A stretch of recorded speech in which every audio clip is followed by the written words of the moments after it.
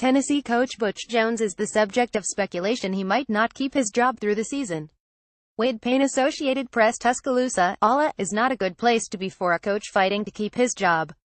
And make no mistake about it, Butch Jones is fighting to keep his job at Tennessee. Once upon a time, Jones would have been safe at least until the end of this, his fifth season in Knoxville. Yes, his team is 33 overall and 0-3 in the Southeastern Conference, but he came into September following back-to-back 94 records, having succeeded Derek Dooley, who was a model of consistency in 3 seasons 67, 57, 47 before he was fired with 1 game left in the 2012 season. At a lot of places, 94 in back-to-back years might earn a coach a lifetime contract. Not so at Tennessee, where Philip Fulmer had 8 seasons with at least 10 wins between 1993 and 2007, including 130 to win the 1998 BCS championship, before his second losing season, in 2008, led to him being pushed out in favor of Lane Kiffin. Yes, that Lane Kiffin. 176 season later, Kiffin was gone to Southern Cal, and Dooley was in. Now Jones might be a route away from the door, and a trip to number 1 Alabama, with its 4 SEC wins by a combined score of 19,331, is up next on Saturday. Because coaches are paid so much money and because they are running programs worth millions and millions of dollars to their schools, most are on a short leash. Even Army and Navy, schools that are training our future military leaders, have fired coaches in mid-season in the 21st century. Charlie Weatherby went out the door at Navy midway through the 2001 season, with the Mids en route to an 0-10 record. 2 years later, Todd Berry outdid him, getting fired in the midst of an 0-13 season at Army. 2 years ago, Maryland fired Randy Edsall with a 24 record in his 5th season, after announcing a contract extension for him in June. Edsall's record at that stage was 20-30. He was one of 6 Football Bowl subdivision-level coaches to be fired during that season. Athletic directors will tell you that one reason to pull the trigger during the season, if you have decided to fire your coach anyway, is so you can openly start your search for a successor rather than sneak around while trying to line up potential replacements. Rarely does the secret search stay secret because those being recruited want it out there whether they're interested in the job or not, the better to squeeze a raise and an extension out of their current employer. Kiffin's in-season firing at USC may be the most infamous. The athletic director Pat Hayden fired him in an airport hangar early in the morning after the Trojans had flown back home after a 6,241 loss at Arizona State.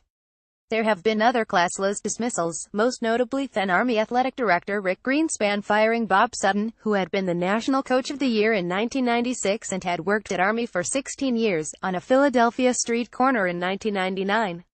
If Jones can make it to the end of the season at Tennessee, he might even be around next year. Not likely but not impossible. The Vols still have winnable games remaining against Southern Mississippi, Missouri and Vanderbilt. Kentucky on the road and LSU at home look like tough outs right now. Jones is going to need to win all 3 games in which his team will be favored and at least beat Kentucky or LSU to have a chance. In short, he needs the kind of upset LSU pulled Saturday, when it beat Auburn.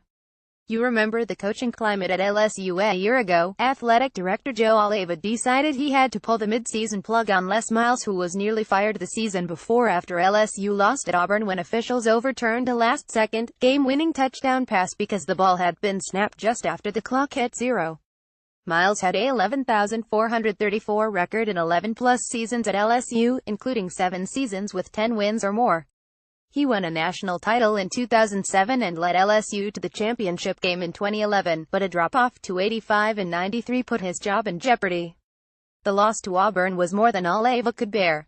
And so, 4 games and out went Miles and in came Ed Orgeron, who had stepped in for Kiffin 3 years earlier at USC and gone 62 but had not gotten the job at season's end. This time, Orgeron went 62 and did get the job, in large part because the big-name coaches Alleva tried to woo had no interest in working for someone who would fire a coach with Miller's track record at midseason. When the Tigers lost at home to Troy 3 weeks ago, the howling began. Miles had lost his job after losing at Auburn on a controversial last-second call. Orgeron now had a loss to Troy on his resume, a 17-16 escape at Florida, and last week's comeback 2,723 win over Auburn calmed the waters, for now. Orgeron is undoubtedly safe, at least through the rest of the season. Jones, not so much. He already has had one major media meltdown that went viral a month ago, when he accused the Tennessee media of being overwhelmingly negative about the team after an embarrassing 17-13 win over winless Massachusetts. He went on to give the cop-out lecture about remembering that these are kids and finally went to the fake news attack.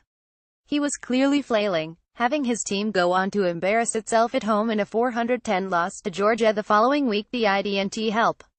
A blowout at Alabama might be the last straw, especially because athletic director John Currie, who came on board in April, didn't hire him and no doubt would love to start fresh with his own guy next season. The first steps in that direction could be a few days away. There's certainly precedent for it. For more by John Feinstein, visit WashingtonPost.com. Feinstein